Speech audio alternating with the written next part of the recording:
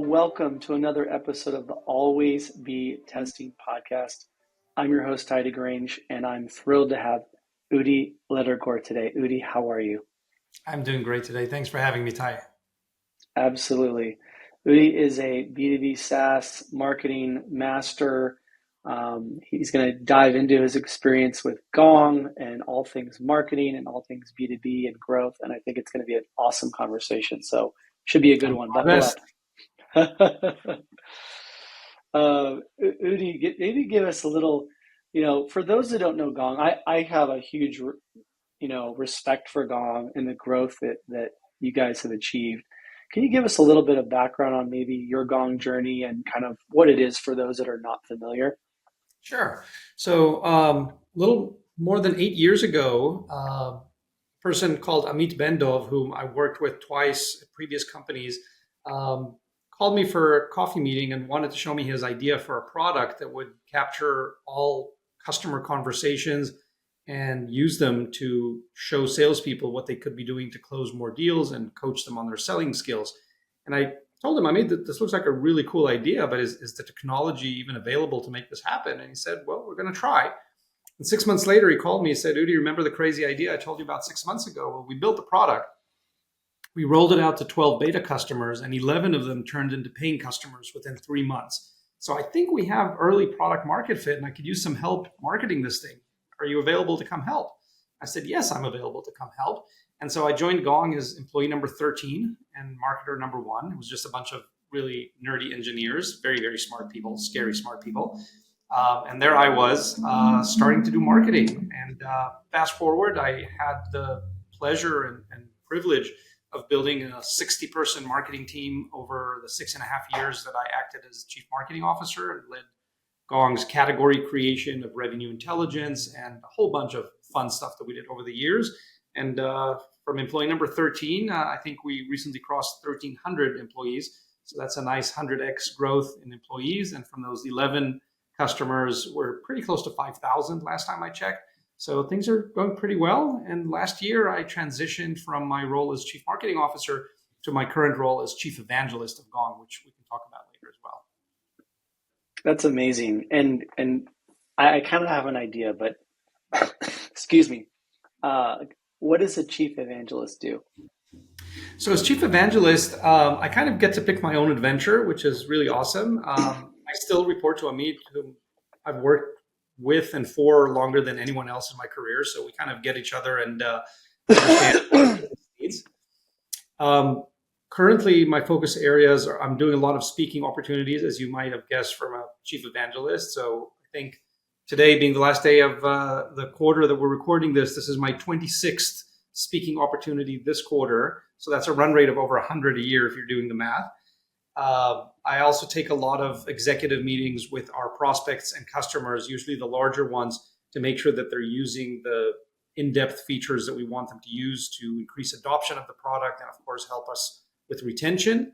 I'm also productizing some of my experience on how to use Gong by creating sort of walkthrough flows and videos that other marketers can see while they're using the product. So I'm doing a whole bunch of cool things, working with influencers on webinars, doing podcasts like this, speaking at industry conferences, getting the good word of Gong out there as best as I can.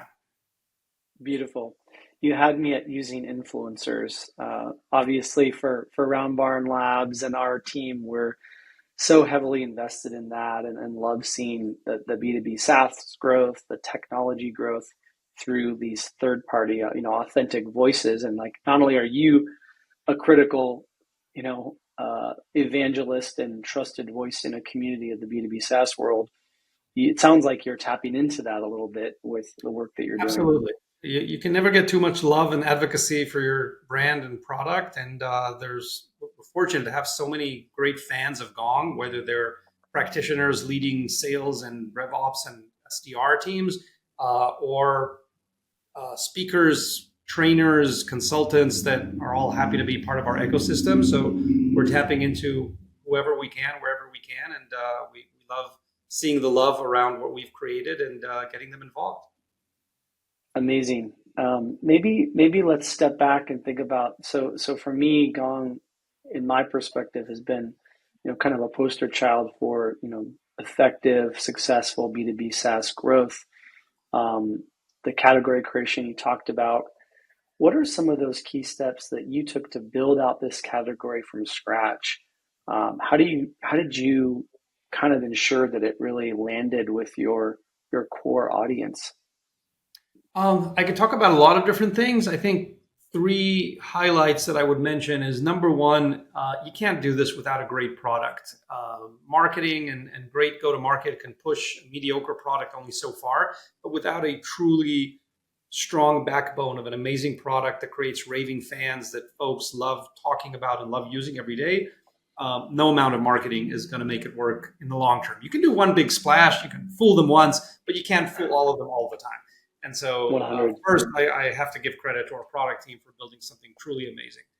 The second thing I'd say is from the early days, we knew that we had to cut through the noise and do things differently. So every milestone, we thought, what are everyone else doing that we could do differently? So from our visual identity to our tone of voice, to our brand colors, to the mascot, to our event experiences, uh, everything we wanted to do, we looked at what everyone else is doing, and where possible, we walked the other direction. So, as they say, when they zig, you zag. Udi, I love your point you made about when others zig, you zag. What a great way to think about standing out in a crowded market. Yeah. So that was the second thing. And the third thing that we did is we realized that at any given moment, there are few companies who are in market to immediately buy.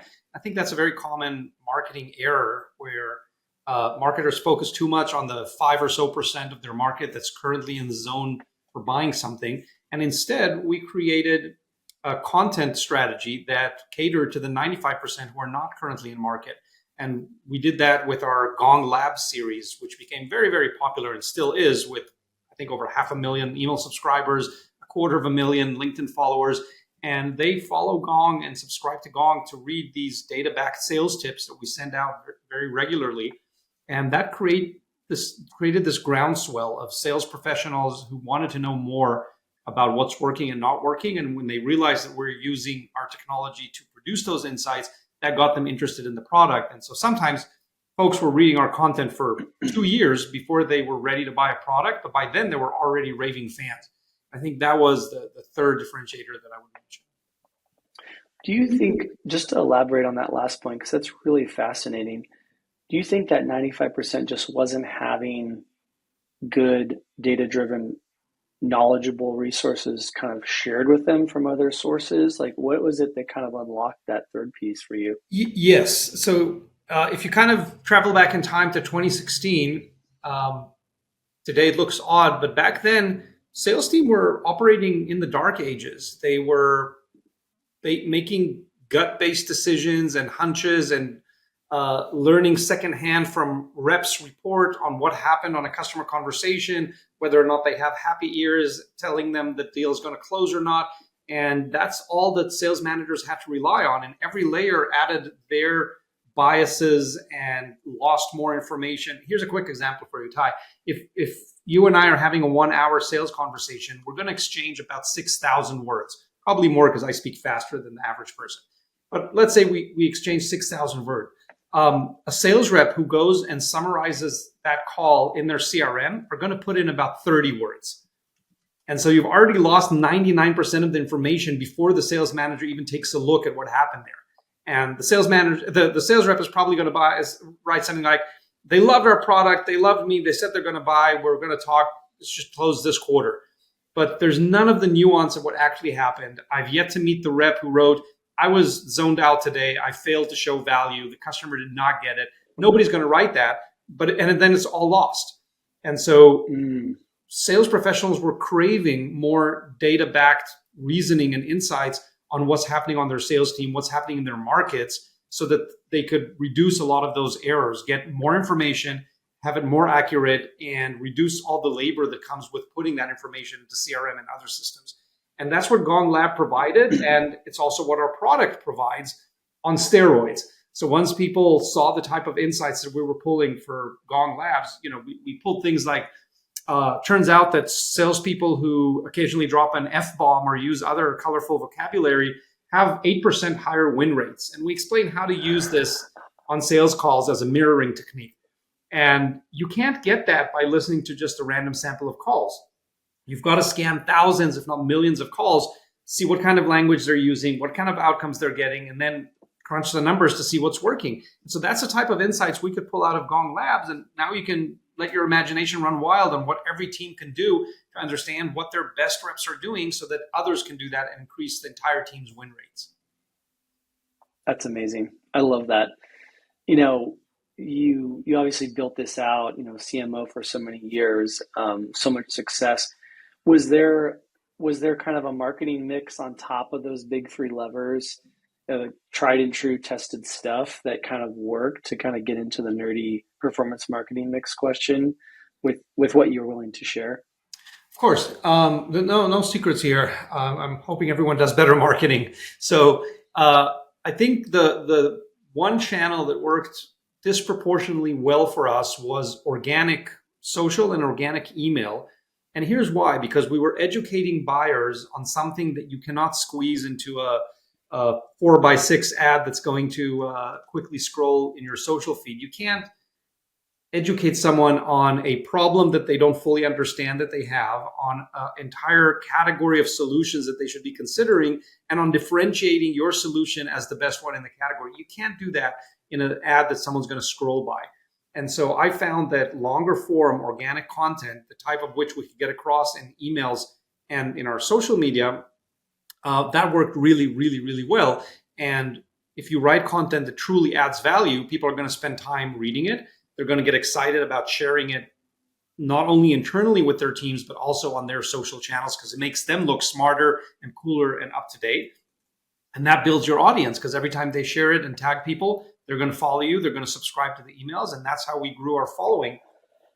Today, when the category is much more mature than it was 8 years ago, definitely not like reached every single company yet, which is why we're in business. But now that it's much more mature, we do have a strong paid ads strategy that also works, because people now understand the category. They've heard of Gong. We've built a brand, and now we can gain some effectiveness with paid advertising. But I think a lot of early stage company are hoping that they're going to be able to do all of that, educate the market about the problem and the solution and the differentiation with a little paid ad that's going to run on their social feed. And then they're disappointed when it doesn't work and they run out of money. So I knew pretty early on that it's not going to work, and I'm going to need more space. Yeah. And to do that effectively, I'm going to have to write stuff that people really want to read about and do it organically. Yeah, 100%. You have to have, I think, a pretty reasonable maturity level on the product market fit scale. And, a lot of that, authentic content, authentic, validation, reviews, peer review stuff that can really allow that paid marketing to thrive and operate and work in some capacity. So I think that's spot on. Obviously, near and dear to the pod, the concept of experimentation, with our name being Always Be Testing. How did you think about experimentation as you kind of went through, the life cycle of a fast growing startup as CMO, and how do you kind of view experimentation? What did you see work? So experimentation was a big part of the team culture that I created, and I took a few views on this. So number one, like most teams that should be experimenting for the traditional reason, any channel that's working today is going to run out at some point. It's very rare that your channels take you for many years without adaptation and changes in effectiveness and efficiency and productivity. So we knew that we're going to have to experiment for when our current channels run out, and we're going to need new ones.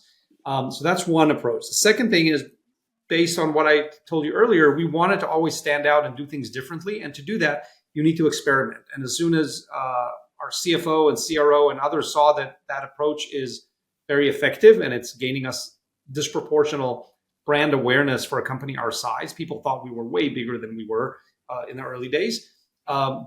They agreed that we should do more experimentation. So we got to do a bunch of crazy stuff. And the third thing I'll mention is that to make it easier to manage a budget for experiments, some of which only surface throughout the year that I could not have anticipated during budgeting season, I always allocated 5 to 10% of my program's budget for a line item literally called marketing experiments.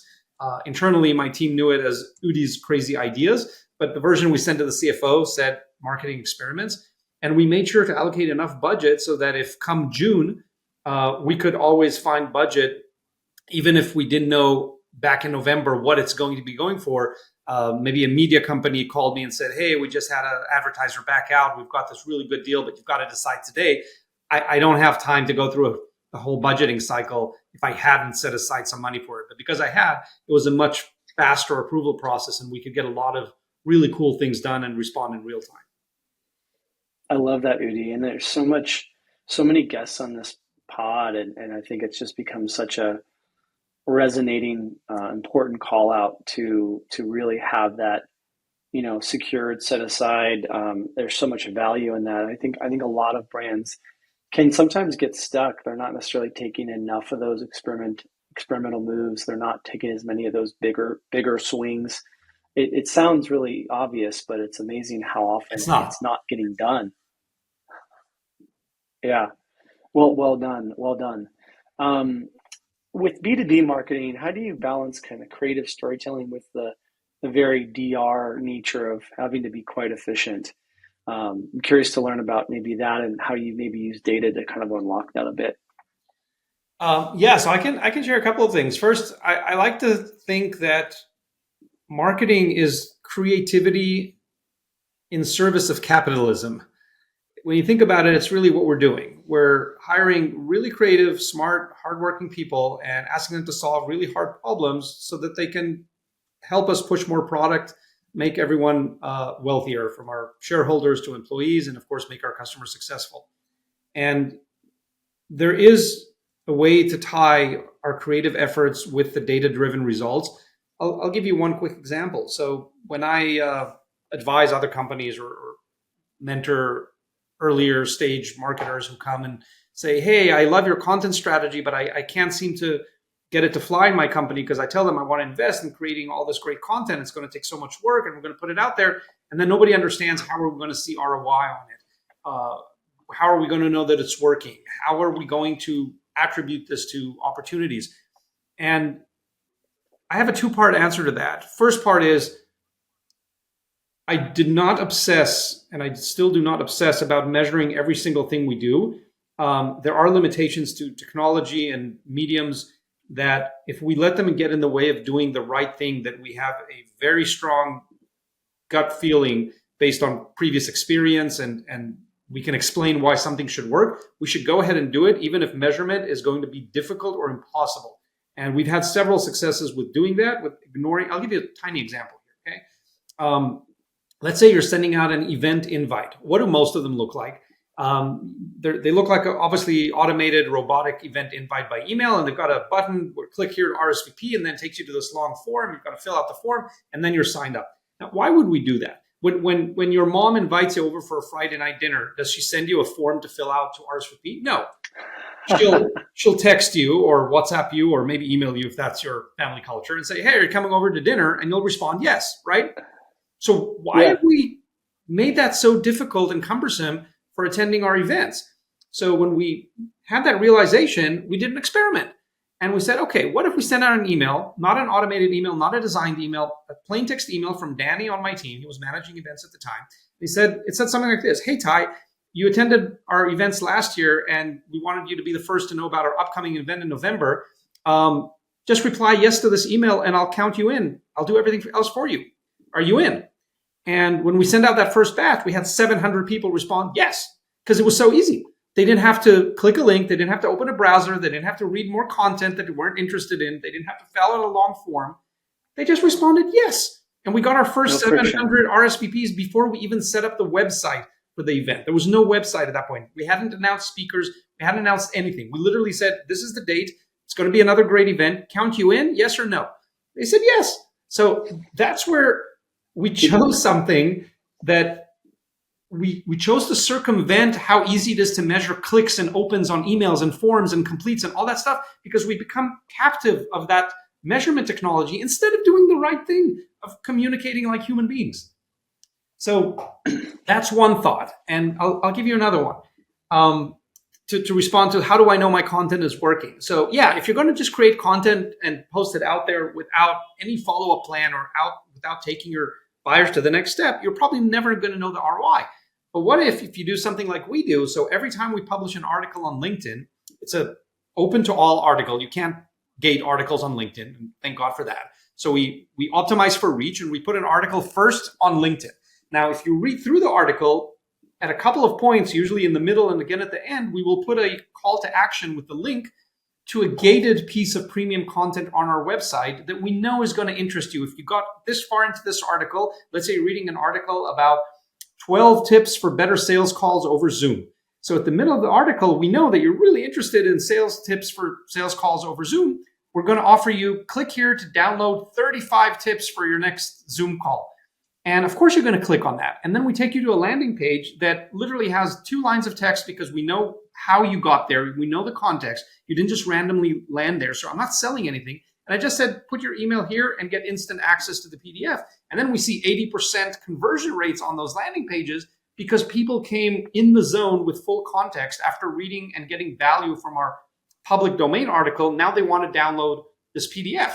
And so my content team always had KPIs for how many downloads of the premium content we want to see for every public domain article you publish on LinkedIn, because those are going to become MQLs, and we have a whole funnel from there that we know how they're going to convert into actual opportunities. So you can take that creativity and put out super valuable content, but then pretty accurately measure how that's helping your pipeline and helping your entire outbound motion, because every SDR and AE want to get on the phone and say, hey, Tye, I noticed you downloaded our cheat sheet about Zoom calls yesterday. I wanted to see if it was helpful and if I can answer any questions. That's a much nicer call for everyone involved than saying, hey, Tye, you must be busy. I know you're not expecting my call. I'm just an SDR. I'm calling you out of the blue. That's not a fun conversation for anyone.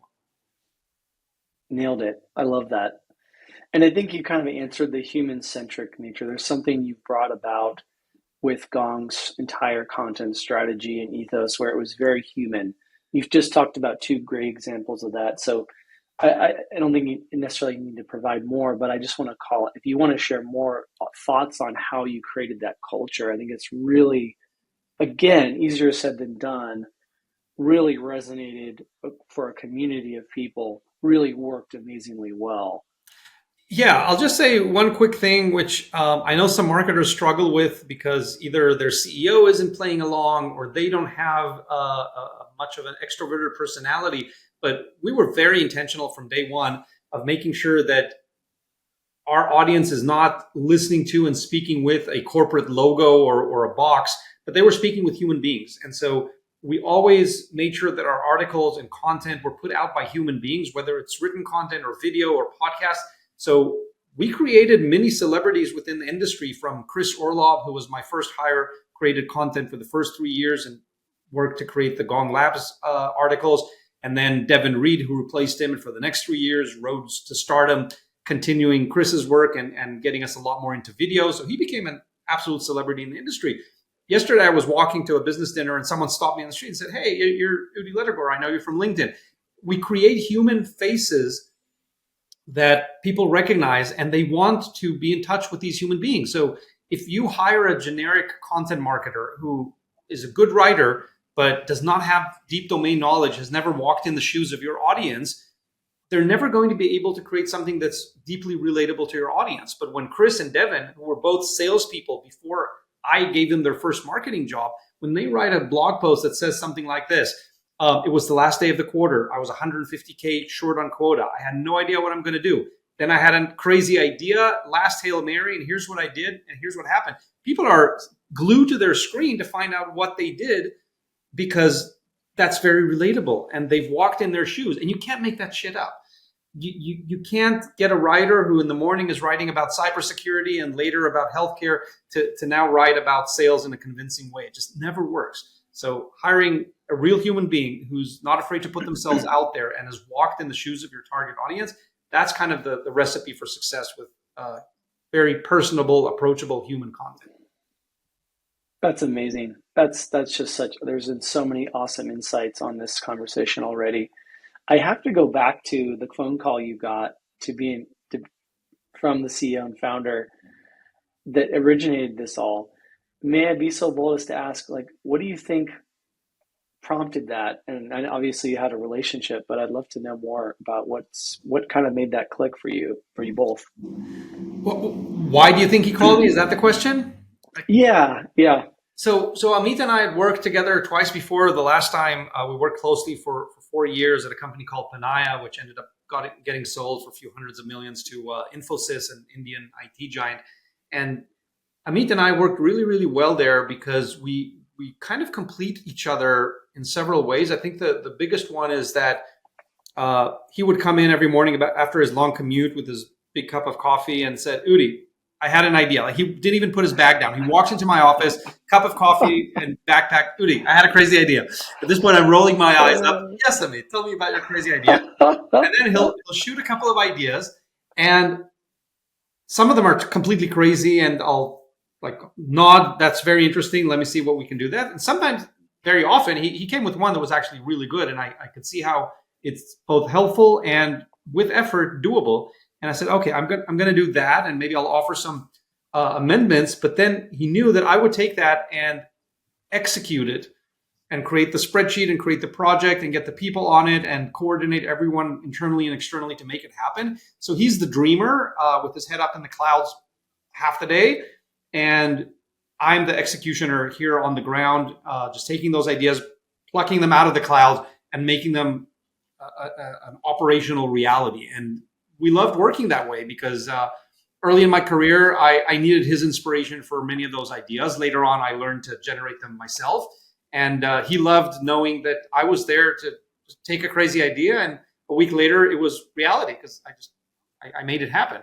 And I think that was probably why he called me and wanted to do that over again. Because as a CEO of a very young startup, he had so many things on his head. He could not go and execute the marketing strategy himself. He had plenty of ideas, but he called me to come and execute, and it's been working out pretty well. That's amazing. I'm really glad you touched on that. And I think those complementary founder stories are just a thing of beauty when you have that, you know, it resonates with me a lot because my COO and I have a similar dynamic where I have a lot of ideas. Not all of them are great. There's a few that are quite good. And so we really rely on each other on a number of ways and complement each other. And it certainly sounds like a great collaboration. So I love to hear that. Yes. I also pick up the impressive nature of your storytelling ability as a marketer, as a marketing leader, as someone who's trying to category create and succeeded in that in an amazing way. So you're not just this dry operator, not, you know what I mean? You can kind of bring things to life. How did your background maybe play into that? I know you had some interesting, music backgrounds and other things that you've done in your career and life. But what do you think kind of has, those experiences have perhaps helped that? So I've always been fascinated with performing arts. I've dabbled in music and in magic and in stage lighting and in sound, and I still play music. I did puppetry. I did everything you can imagine. Not very well on any of those things, but I just really enjoyed them, and I still enjoy. I go to a show at least once a week, sometimes more, live show of So cool. music or theater or opera or ballet or anything. And That's as you awesome. can see behind me, I've got Kermit the Frog and a bunch of other Muppets because I think Jim Henson was a genius and really someone who inspired me as a child. Agree. And I still look up to the magic that he was able to create, taking a sock puppet and making us believe it had a soul. Like how crazy is Oh, that? How crazy is that? And yeah. I just love that Amazing. world, and I think it really engages people. And to see people still trying to engage an audience with giving these cold tables and facts and figures, and you see a lot of times product led CEOs or engineer types that think that just because the product is objectively better or interesting that people are going to lean in and engage with the story, but that's usually not enough. You need an actual story, that a hook that people can see themselves protagonist of, and they want to be part of that story. And I was giving earlier the examples of some of the sales content. When you're writing about an adventure story on the last day of the quarter, of course, every salesperson is going to lean in because they're now rooting for the character and they want them to win and they want them to hit quota. You can't just say, "Oh, we capture these insights and then we give you this dashboard." That's not fun. That's not engaging. That's not interesting. And so that's the type of marketing I try to create, from everything from our content marketing to our event experiences and speaker choices to our website, to our marketing materials, to how case studies were written. Like I always challenged our videographers to not make it look like another case study. Like we experimented with doing one customer story that looked like a film noir. It was literally filmed in black and white and had these dramatic music and pause, and it was really, really successful because nobody had seen a customer story like that before.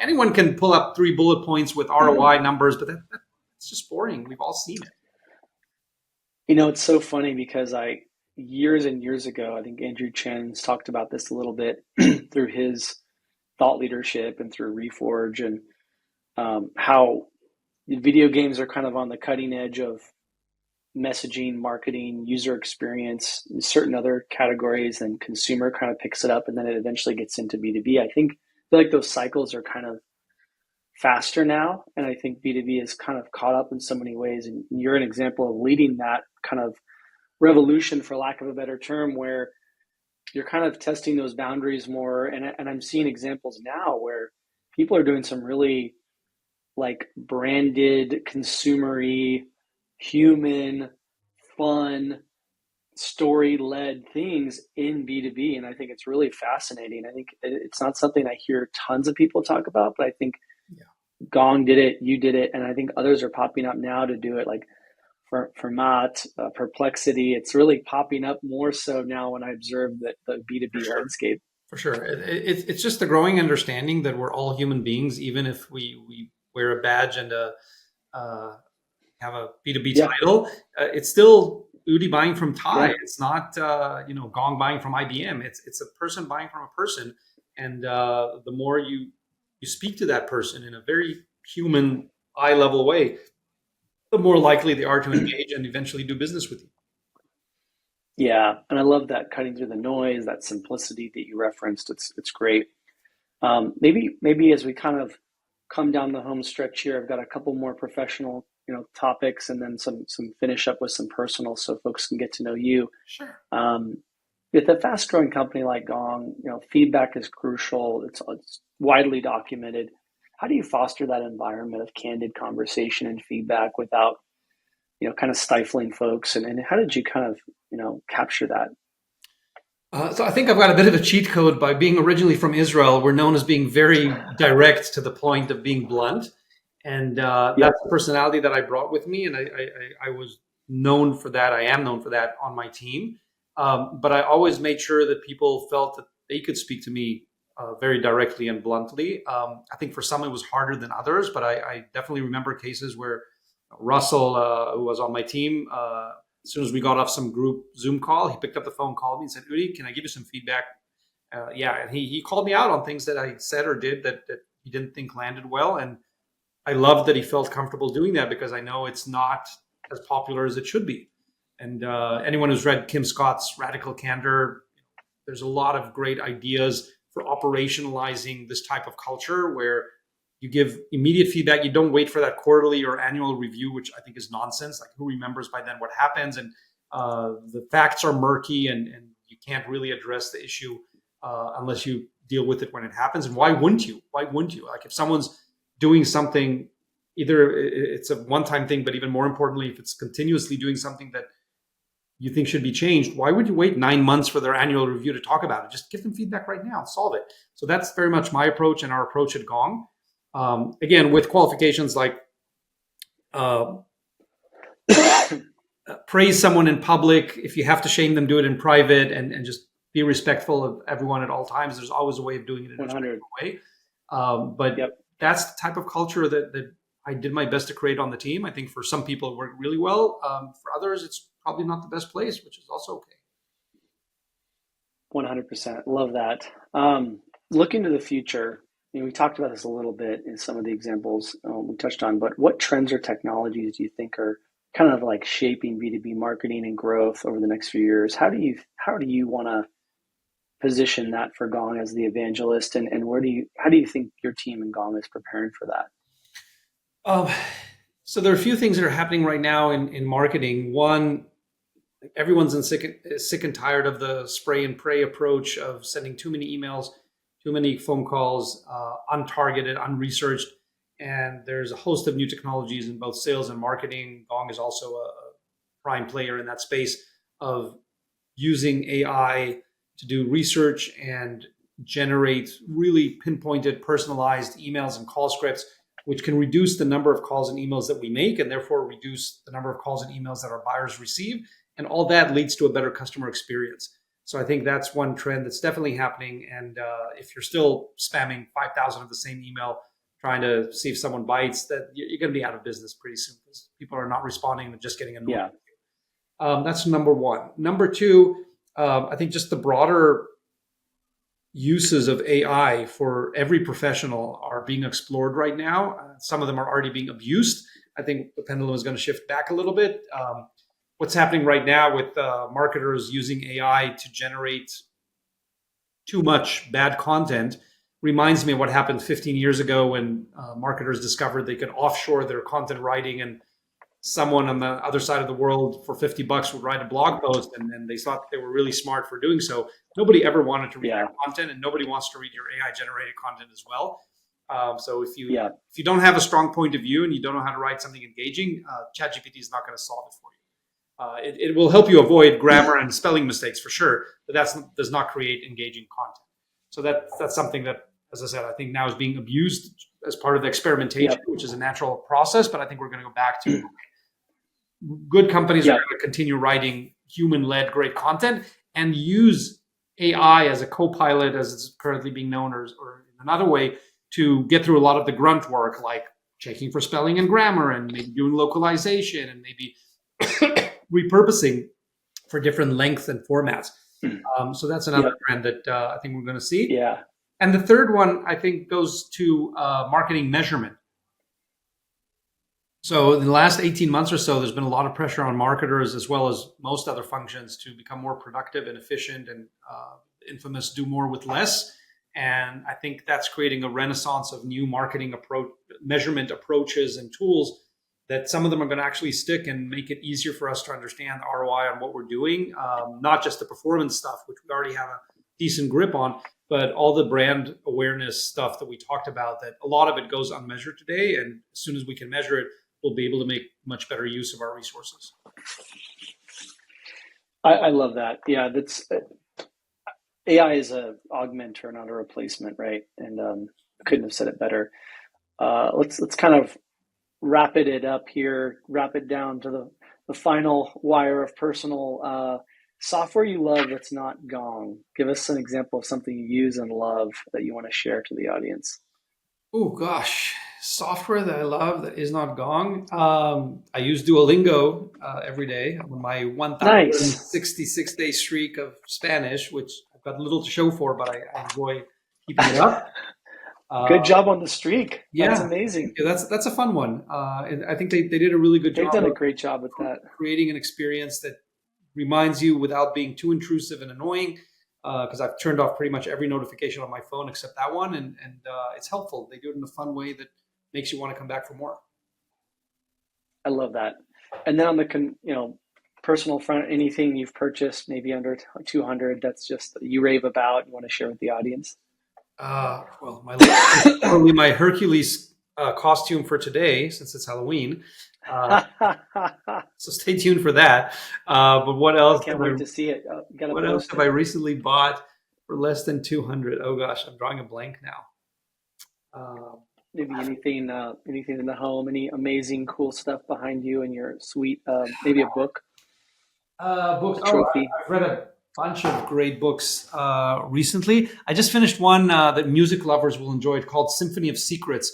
It's a pretty long novel about kind of I won't give too much away, but it's an adventure mystery in the music world of a modern day musician, kind of doing some detective work to understand some music that were written in the early 19th or 20th century, and a lot of secrets unfold, and it's really interesting. Beautiful. So awesome. What a cool, unique suggestion. I love how different that is. Well done. There you go. What's something maybe the audience doesn't know about you, Udi? What does the audience not know about me? I'm a pretty open book. Here's a fun fact. I hold more passports from countries I've never visited than from countries I have. I don't know anyone else who can claim that. Uh, That's impressive as well. I love yes. that fun fact. So Udi, this has been absolutely amazing. This is one of my favorites. You just absolutely nailed it. You've achieved so much, and I'm just grateful to have connected with you and gone deeper on learning about your journey with Gong and all the cool stuff you're doing now evangelizing. So I like to evangelize myself. You're evangelizing here. We'll evangelize more later. amazing. Well, thanks so much Um, for having me, Ty, and thank you everyone who made it this far with listening to us. I know, the tip of the cap to them if they did. And for folks that want to connect with Udi and learn more, what's the best place to connect with you? I am on LinkedIn. There's only one Udi Ledergor there, I swear, so I should be pretty easy to find. And if you are AI curious, please go to gong.io and get your personalized demos to see how we can help your sales team. I might sign up and I will see you in San Francisco soon, hopefully. Fingers crossed. See you soon. Thanks, Udi. Bye now. Bye.